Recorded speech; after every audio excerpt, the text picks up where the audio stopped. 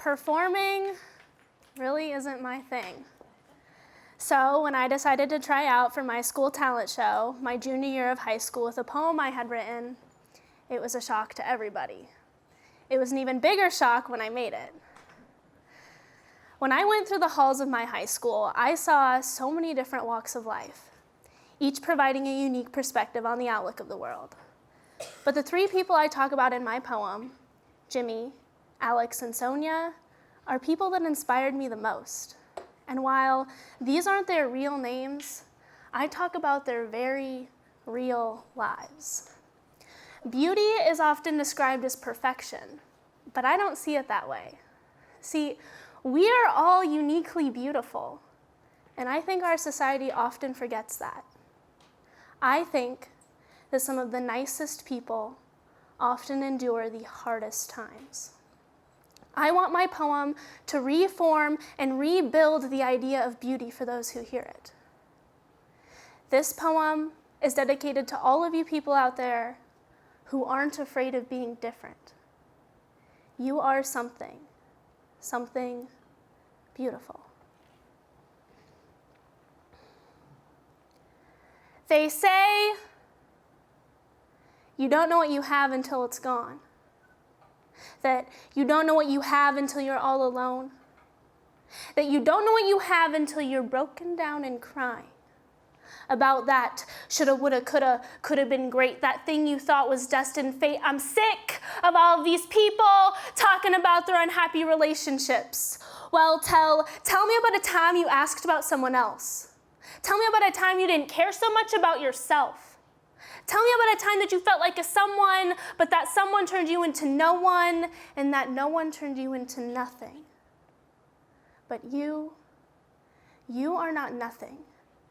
Take, for example, little Jimmy, who sits on the playground all alone, and his address under the phone book is enlisted as unknown because his home is a cardboard box outside of a laundromat on A Street, and his stomach is as loud as an earthquake because he can't eat, and the black circles under his eyes are from deprivation of sleep, and he doesn't know if he can keep a promise to his elementary teacher, Mrs. B, in art class, who told Jimmy to draw a picture of his family. But Jimmy's family includes an intoxicated father, an absent mother, neither of which love one another, and an older drug addict brother.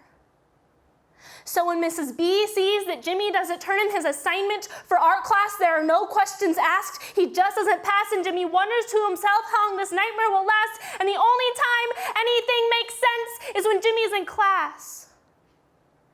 And the class doesn't understand why Jimmy smells, why Jimmy wears the same clothes every day, why Jimmy is so quiet and has nothing to say, because they don't know, and no one knows that Jimmy is not okay.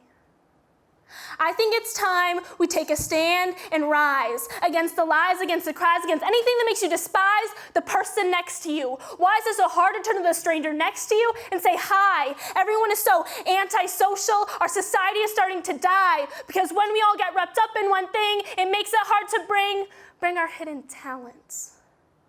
You know that special secret thing you don't tell anyone else, but you do end up telling someone that makes you feel like a no one, that makes you nothing.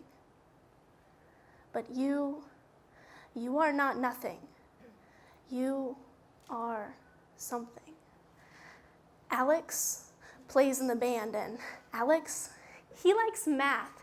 He's on the right path, but inside of school, he feels the wrath of the bullies that tease him and make his light grow dim, and as he grows older, he feels his chances of survival are slim because you haven't seen a grin on that freckled boy's face. Instead, he feels like a disgrace because he has no place. I'm not talking to you about no troubled boy's case, just a simple boy with a handicapped leg and brace, and no one gives him a chance. They don't know that Alex's dream is to be able to dance. So when Alex finds the gun, he won't give it a second thought. There was no one there to tell him to stop, and so Alex shot. That person sitting next to you tonight, is a someone. And when you get a someone plus you make a something, minus the bullshit, because it's time to quit acting like something we're not and start doing something we want. Here, we have Sonia, born in Japan, brought here to an unknown land, and as she grows older, her self-consciousness turns from nothing to grand because all the beautiful magazine models are skinny and tan, and she doesn't understand. She doesn't understand why when she goes home, she doesn't think about boys. She thinks about the girl who sits across from her in class, and she's too afraid to ask him, so she hides behind a mask, and as she grows older, kids call her derogatory names for being gay.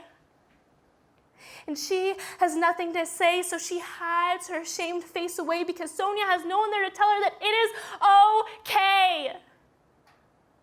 It's okay to be different. It's okay to be black or white or Asian or Mexican or atheist or Christian or straight or bi or gay, and it's okay. You want to know why? Because you are all uniquely beautiful. Life is too short to live it with doubt. If you want to say something, get up and shout. Shout for the hungry, tell the rich with plenty of money. Shout for the innocent, the weak, the strong. Tell everyone that they do belong. Let your aspirations grow infinitely long because there is nothing wrong with you.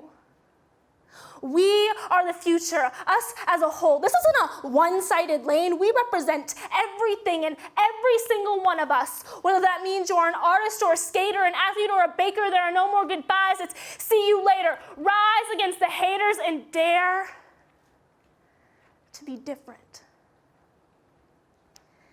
It's true. You don't know what you have until it's gone. So embrace the new places, embrace the new faces, and make that no one feel like a someone. And together, you can become a something beautiful. After I performed my poem in the talent show, it got a lot of positive feedback. Students were giving me praise and teachers were showing it in their classes. It was really cool. And then I got a Facebook message from a girl I never really talked to, thanking me for helping her see herself as uniquely beautiful, and then sharing with me that the thought of suicide had crossed her mind often. But when she thought of herself as a uniquely beautiful individual, it really helped her in the healing process of overcoming her struggles. I felt like I was on top of the world. While some people loved my poem, others did not. Some of the subjects I talk about are sensitive, and words can be misperceived. Whatever your beliefs or values are, I respect them. A few weeks after performing my poem and speaking out in a rally against bullying, I was beat up in my high school lunchroom in front of the entire school and sent to the hospital. I was beat up for standing up and speaking out. It was the scariest, most humiliating moment of my life. For months, I wouldn't write poetry. I wouldn't perform my poem because I was so scared. But isn't that what this poem is about? Being scared, being afraid to be different. And wouldn't I just look like a hypocrite if I gave up? But I'm not going to give up. I'm not going to stop if it means making one more person feel beautiful. And a few months ago, on the TEDxYouth Lincoln stage, was the first time I'd performed my poem since that day. And performing my poem isn't about revenge. It isn't about you or me. This is about those people in the dark, the ones who need a light.